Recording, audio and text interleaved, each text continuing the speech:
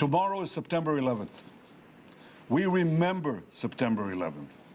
On that day, Islamist terrorists committed the worst savagery on American soil since the founding of the United States.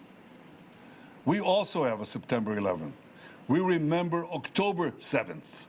On that day, Islamist terrorists committed the worst savagery against the Jewish people since the Holocaust. What did America do in the wake of September 11th? It promised to hunt down the terrorists who committed this heinous crime wherever they may be.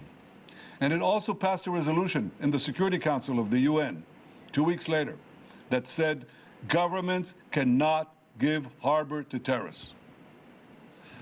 Well, yesterday, we acted along those lines. We went after the terrorist masterminds who committed the October 7th massacre.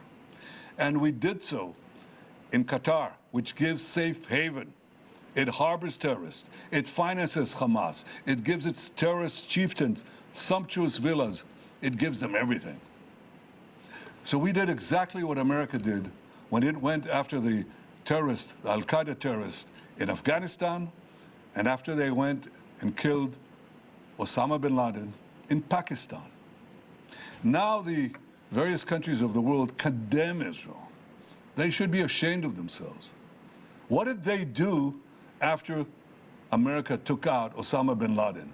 Did they say, oh, what a terrible thing was done to Afghanistan or to Pakistan? No, they applauded. They should applaud Israel for standing and up to these same principles and carrying them out. And I say to Qatar and all nations who harbor terrorists, you either expel them or you bring them to justice. Because if you don't, we will.